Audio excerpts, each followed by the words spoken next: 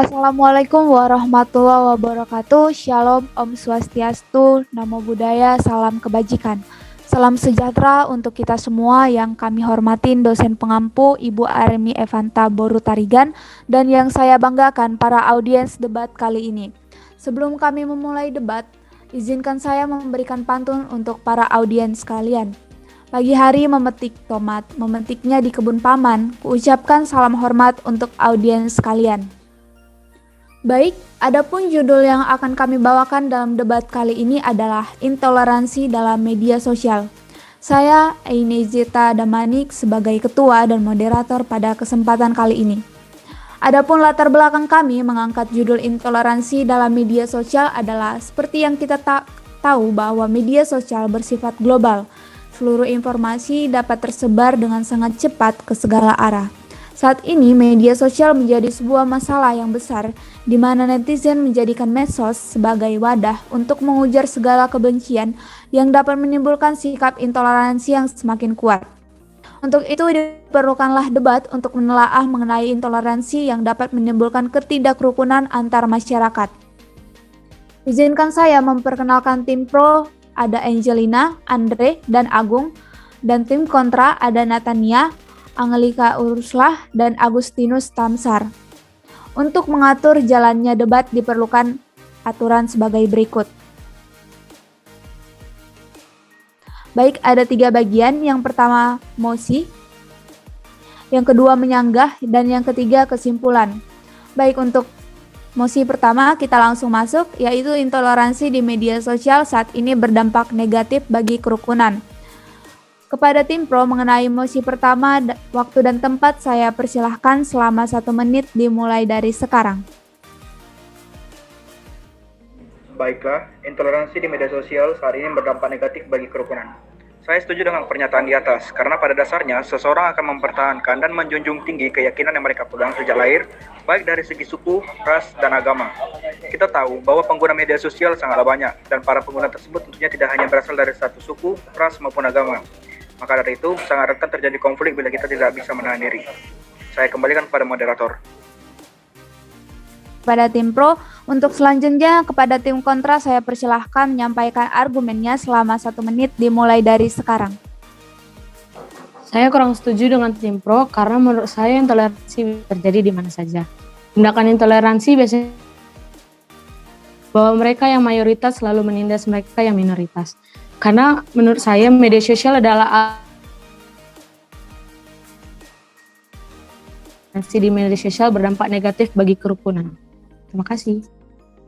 Baik, terima kasih kepada tim kontra yang telah menyampaikan argumennya. Untuk selanjutnya kita masuk ke mosi kedua, yaitu penyebab intoleransi di media sosial selalu berasal dari diri sendiri atau internal netizen.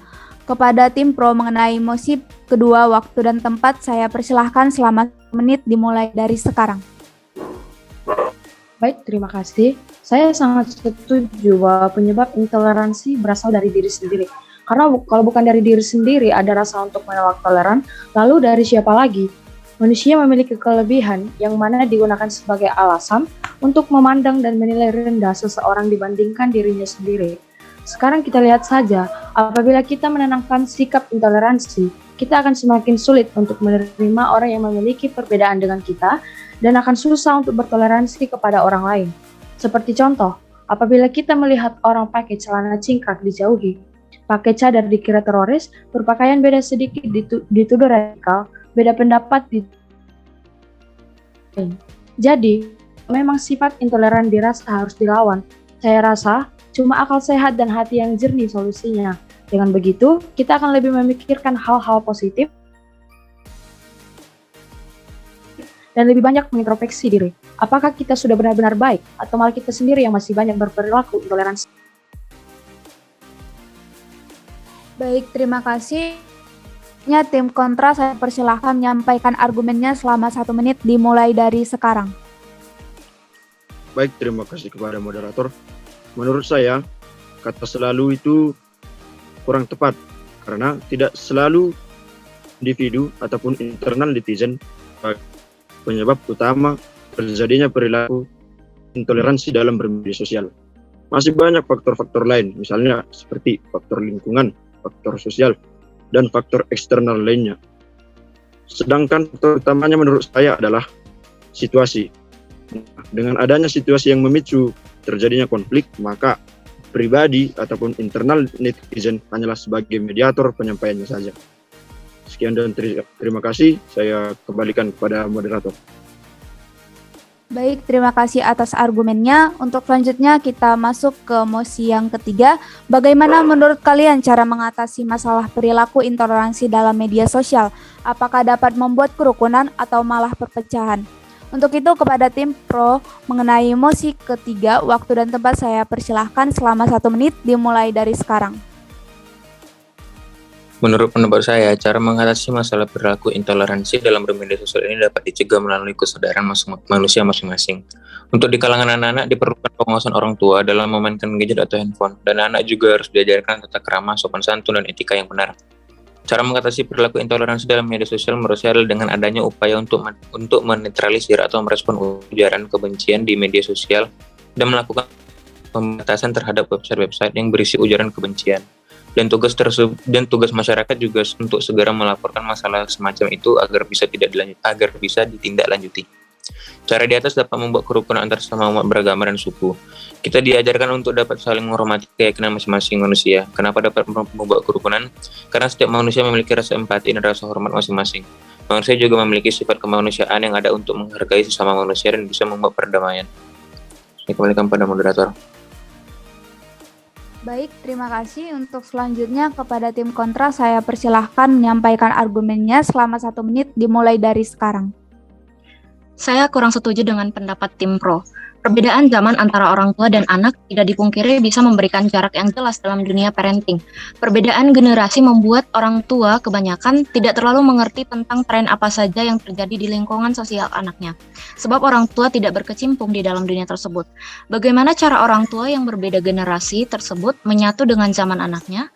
Saya kira bukan hal yang mudah karena sebanyak apapun dia mencoba selalu akan ada gap di antaranya.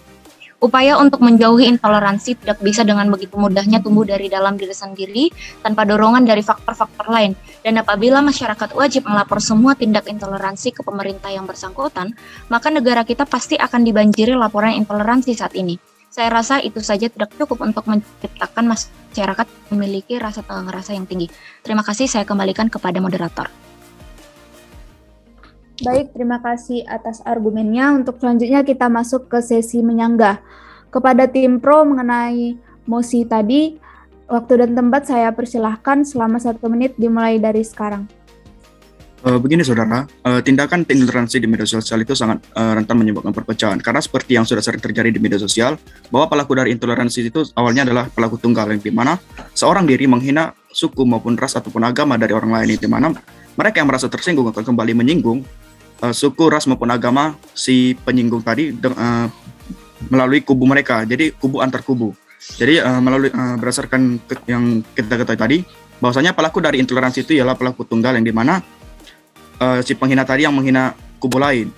Jadi kesimpulan yang dapat kita ambil bahwa cara paling tepat untuk menyelesaikan intoleransi di media sosial ini adalah dengan kesadaran pribadi dan tidak terlepas dari didikan orang tua melalui rumah. Saya kembalikan. Baik, terima kasih atas argumennya. Untuk sesi menyanggah, waktu dan tempat saya persilahkan kepada tim kontra selama 1 menit dimulai dari sekarang. Baik, terima kasih kepada moderator. Ya, memang dalam mendidik anak harus di dalam pengawasan orang tua. Tetapi menurut saya itu kurang karena pemerintah dan swasta harus karena orang tua sudah berbeda generasi dengan anak yang generasi sekarang ini. Oleh karena itu, dengan adanya keikutsertaan pemerintah dan swasta, dengan misalnya memberikan fasilitas pendidikan dan akses-akses lain seperti pelatihan, maka internet itu ataupun media sosial itu tidak selalu menjadi berdampak negatif kepada masyarakat. Bisa menjadi dan memiliki dampak positif, bahkan banyak sekali dampak positif yang didapatkan oleh masyarakat. Oleh karena itu, pribadi tidak selalu menjadi faktor utama, melainkan menjadi faktor yang mendapatkan manfaat utama dalam pengaruh media sosial. Sekian dan terima kasih, saya kembalikan kepada moderator. Baik, terima kasih kepada tim kontra yang telah menyampaikan argumennya. Untuk itu, kita dapat menyimpulkan bahwa intoleransi dalam media sosial ini adalah hal yang sangat menarik untuk kita angkat sebagai topik, karena hal ini sangat sering terjadi dalam dunia maya maupun nyata. Dan setelah kedua tim menyampaikan argumennya bahwa intoleransi dapat berdampak negatif maupun positif bagi masyarakat, dan penyebabnya juga tidak hanya dari internal, dapat juga dari eksternal. Nah, apabila oknum atau netizen yang bersangkutan aware atau sadar bahwa intoleransi dapat menimbulkan perpecahan dan akan menimbulkan konflik serta masalah baru bagi kehidupan bermasyarakat, berbangsa, dan bernegara. Karena kita sudah berada di penghujung acara, maka dari itu kami dari kelompok 2 mengucapkan terima kasih atas audiens yang sudi mendengar debat kami mengenai intoleransi, dan kami juga mengucapkan terima kasih kepada Ibu dosen pengampu, Bu Aremi Tarigan, yang telah membimbing kami sampai pada tahap ini. Adapun kesalahan kata ataupun tindakan dari kelompok kami, mohon maaf yang sebesar-besarnya. Semoga apa yang telah kami sampaikan dapat membuahkan hasil dan bermanfaat pula bagi teman-teman audiens sekalian. Saya Ine Jetadamanik sebagai moderator, dan kelompok 2 mohon undur diri. Buah nanas, buah ceri dicampur gula enak sekali. Cukup sekian pertemuan kali ini, kami ucapkan terima kasih. Selamat siang, sampai jumpa di lain waktu.